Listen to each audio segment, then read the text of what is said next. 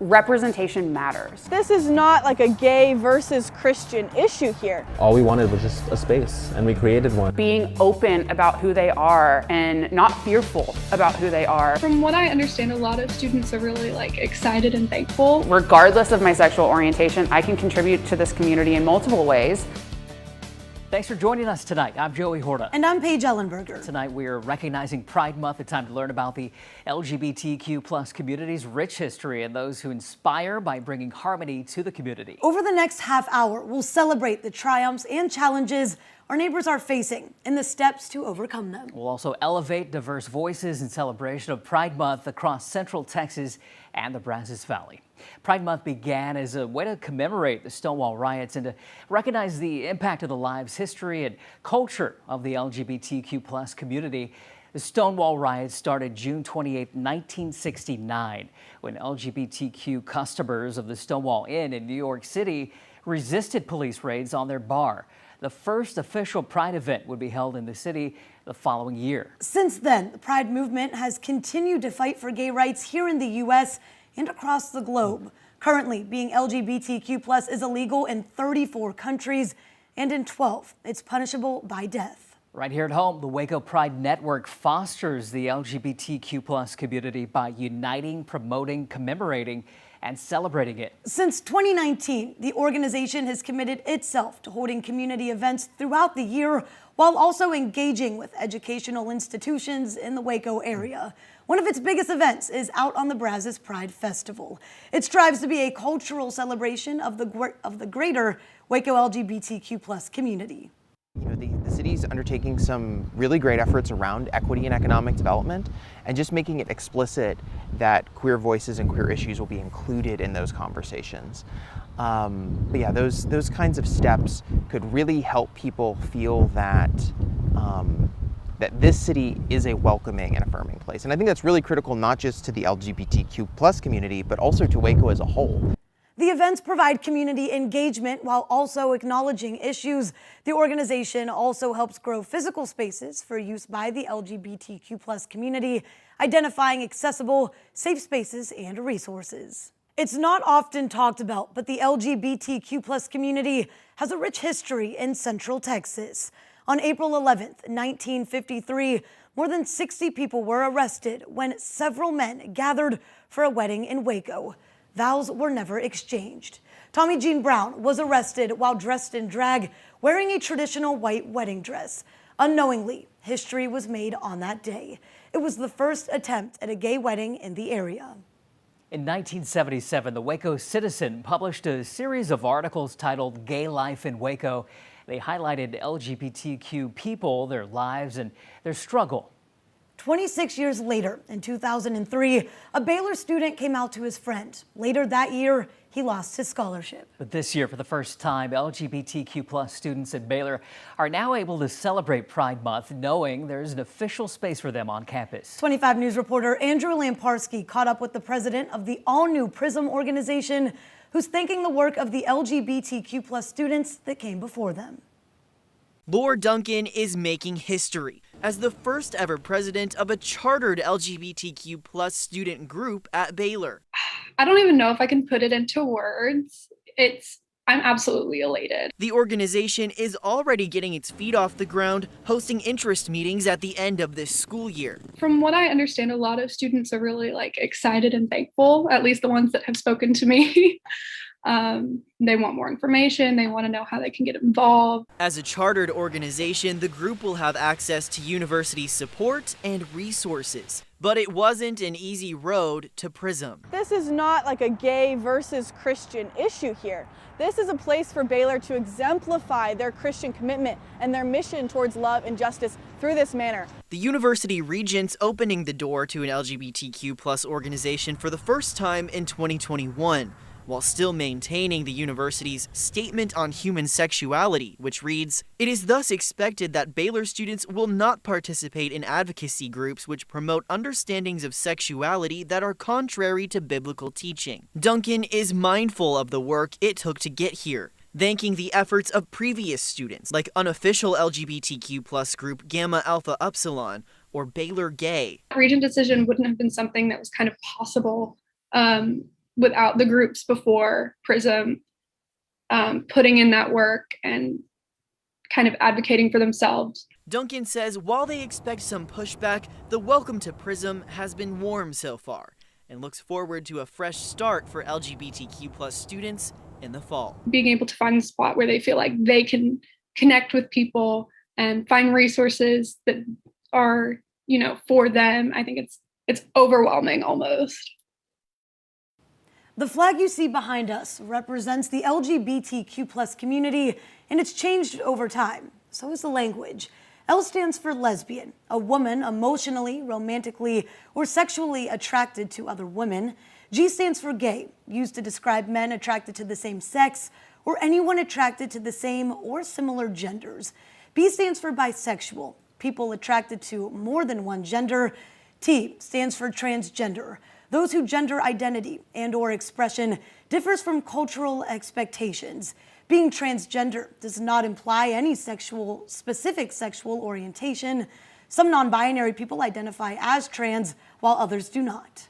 Q has two meanings. First, queer, and a catch-all to include those who do not identify as only straight and/or folks who might be non-binary or gender fluid. Q stands for those also questioning their identity. I stands for intersex, those born with differences in their sex traits and reproductive anatomy. And A stands for asexual, those who lack a sexual attraction or sexual interests in others. The plus symbol leaves room for the other sexual identities and orientations not covered in the acronym. Another important term to remember is cisgender. That means a person whose personal identity and gender corresponds to their sex assigned at birth. As acceptance of the LGBTQ community began to grow, so did a devastating disease. In the late 1970s, HIV began spreading in the U.S. The virus, which attacks the body's immune system, can develop into AIDS. At the height of the AIDS pandemic in the 1990s, the CDC says more than 50,000 people died every day. Right now, it's estimated that nearly 38 million people worldwide and more than 1 million in the U.S. are living with HIV. And when it comes to HIV, after decades, people still have misconceptions about the disease and who and how it affects people. 25 News reporter Bain Froney introduces us to one couple who, despite the challenges of HIV, are not allowing it to impact their love. 24 years ago, Rob met the love of his life. We actually met when I was hosting karaoke at a club in Austin, and he would come in and sing. And I thought he was the cutest thing on two legs. And Rob and Jolene have been together ever since. But when they fell in love in the 90s, the world wasn't as accepting of the LGBTQ community. We grew up in a time where we were told that we would never find somebody to be with for the rest of our lives. Marriage was never an option for us at that time. But there was another obstacle that Rob and Jolene had to overcome. My husband has been HIV positive for more than 30 years. Decades ago, HIV would have been a death sentence, but now, over 40 years later, this is the first generation that is going to die with HIV instead of dying from HIV. But while HIV has never impacted the love that Rob and Jolene have for each other, throughout the decades, HIV and AIDS has been stigmatized as a disease that only impacts the LGBTQ community, when in reality, the fastest growing demographics right now are older straight women. There was a lot of language around HIV being a gay man's disease.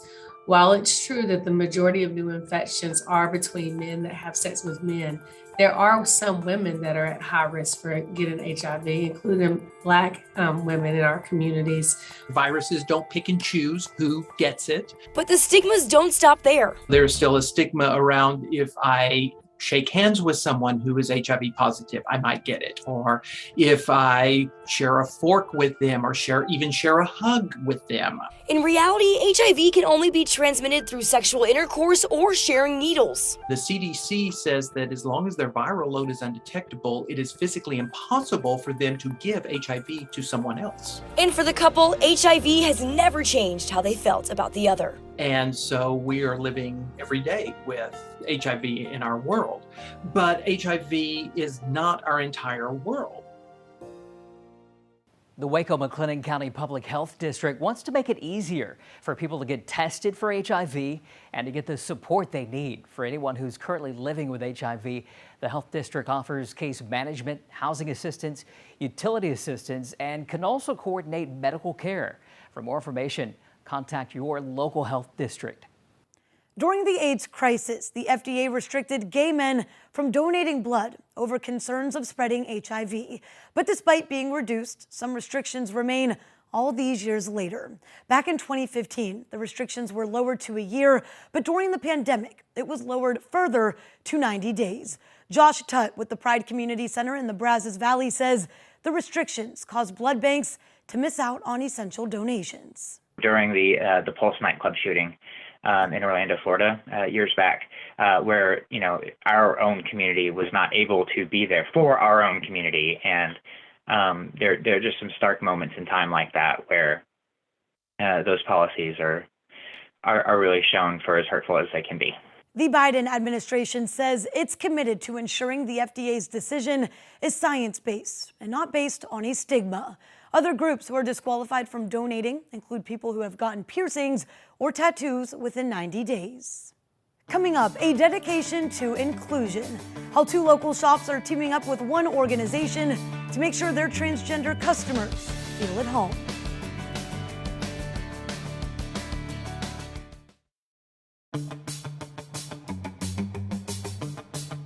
Being a member of the LGBTQ+ community can come with many challenges. One of those many transgender people face is as simple as finding a space to get a haircut. Alicia Despreto introduces us to 2 shops in Waco dedicated to inclusion.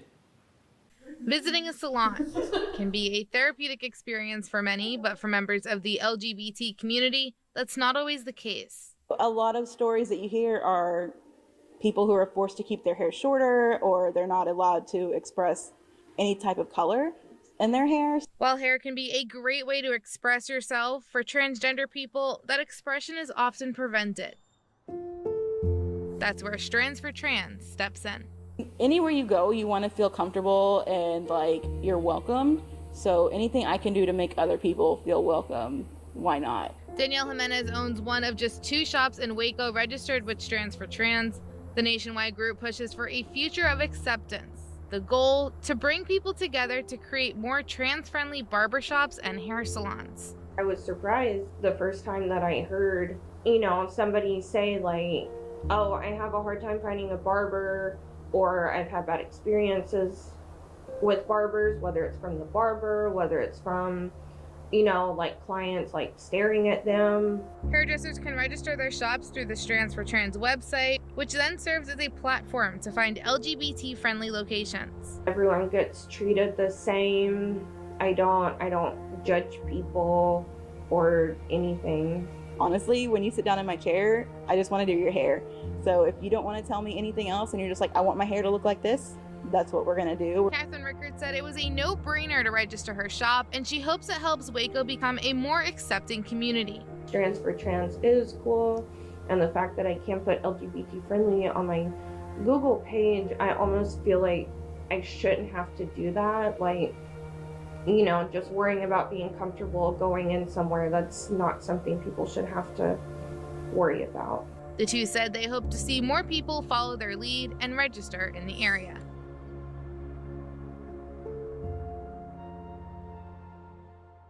You can find the Strands for Trans registration link on our website and on the 25 News app.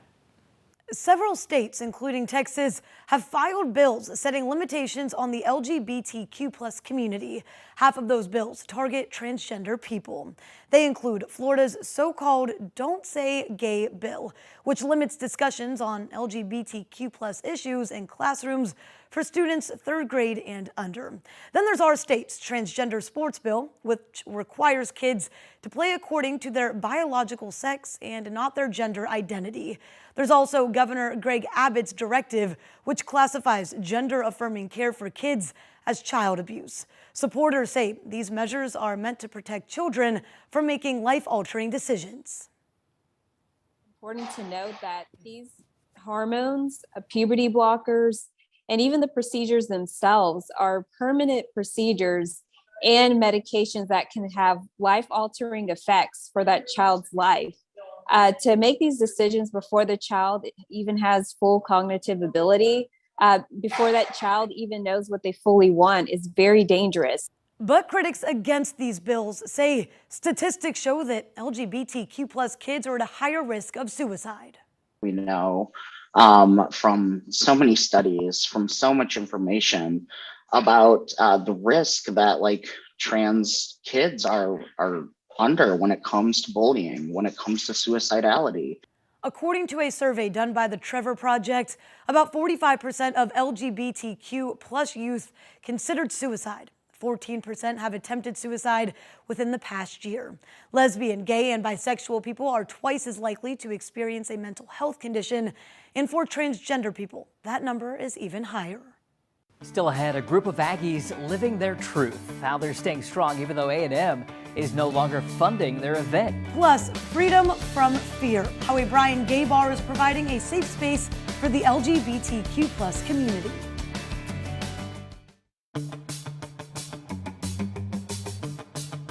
Draggyland in College Station has become one of the most beloved yet controversial events Texas A&M has held on its campus since it began in 2020.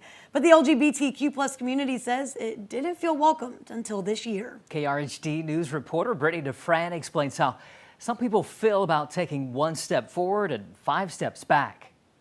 Drag was once a small community in College Station. Most people didn't even know that drag existed out here. I didn't know. Until the LGBTQ+ community began stepping in their truth and Draggyland was born. Having stuff like Draggyland is a step in the right direction, whether or not people agree with it. An event that was once held here at the MSC building was stripped of its funding and moved here at the Rudder Theater, where student orgs came together to support the LGBTQ+ community, ensuring the show must go on. When you originally heard that news, how did that make you feel? I was disappointed, but I wasn't really super surprised. Then whenever I saw how many people were so adamant about bringing it back, it really made me feel super hopeful for the community. Casey Mackey, also known as Jessie B. Darling, won the title of Queen of Draggyland in 2022. Mackey says the LGBTQ+ community is no stranger to controversy, and in 2020 the event also received backlash they were able to overcome. It was cool to see people come together then, and it's cool to see people come together now in a much bigger way, because this time we didn't have the backing of the funding of the school. All those playing a small role to bring Draggyland to life say the message they relayed meant so much more. I'm very happy that I got to participate in something that I know is going to go down in history. It's only the 3rd year that they've done it, but this year really meant a lot more than just can we put this on? It was, can we put this on and succeed and kind of prove people wrong? We proved to them that all we wanted was just a space, and we created one. And the impact it's made has also changed the lives of participants like Jessie B. Darling. If you're a girl, if you're a guy, anything in between, you can do drag. To be a part of that legacy, it's really rewarding. So I'm very thankful that I got to be a student at the time that all of this was happening. Now organizers of the event look forward to hosting another Draggyland come this December, one that'll be sure to sell out time and time again. A North Texas Republican lawmaker vowing to introduce a bill to ban children from going to drag shows. The move comes after a family-friendly drag brunch at a Dallas bar. Representation matters, and being able to see queer people having fun together, being respected, being open about who they are and not fearful about who they are really just gives kids and even adults who are struggling with their identity hope. Oftentimes, LGBTQ+ friendly bars and clubs serve as a center of culture and community for many cities and towns.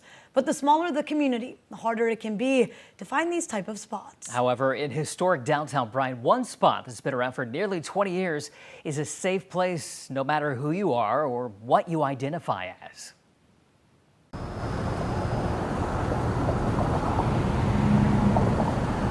I have a lot more confidence because I do have spaces like Halo. This is me. I'm a gay female. I feel like I have an army behind me. Mallory Gerard is a Dallas native. I was used to a big city with a lot of different people, a lot of different cultures. She moved to Bryant to be closer to her wife. I was scared to be in public with her. I was scared to hold her hand just because I didn't want people to think, oh, they're together, and think negatively about us.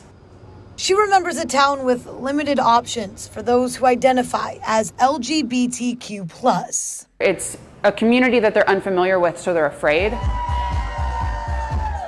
But it's spaces that when the sun goes down and the lights come on, that make her and others feel at home. Having areas in such a conservative town that want people to accept and bring more kinds of people in of different sexualities and gender, I think it's very forward. That's Vitamin D. She was born 6 years ago. The movement of drag is an art form to spread love, positivity, comedy, humor, sex. The Queen performs across the state, but makes it a point to come to Halo to inspire those who may not realize other people like them exist. It just makes me feel so good inside that I'm like, this is exactly why I'm doing this. Because in many communities, nightlife for LGBTQ young adults is rare, especially in the smaller towns. Regardless of my sexual orientation, I can contribute to this community in multiple ways. So it's really been great to just see the growth in the community as a whole. Gerard says the Brazos Valley is consistently making strides to become a more inclusive place, with more and more resources becoming available. She says she's proud to live in a community that realizes how important it is to accept LGBTQ+ people. Organizations like the Brazos Valley Pride Center are on a mission to provide education and emotional support for the community. Katrina Stewart has been through her own journey with sexual orientation and gender identity, and now she's creating a space for young people to turn to for support as they navigate the difficulties of what that journey will entail. I would like us to be a community. I'd like us to be able to sit down with people who don't know what LGBT is and not approach it with so much fear. Have just an honest conversation and people be themselves. As Stewart looks ahead, she's hoping the Pride Center will continue to build relationships through volunteer work in the community. On the federal level, she hopes to see the LGBTQ+ community get more representation and new laws to protect against discrimination in the workplace. Love is love. And for two soldiers on Fort Hood, it makes the great place even greater. Their story just ahead.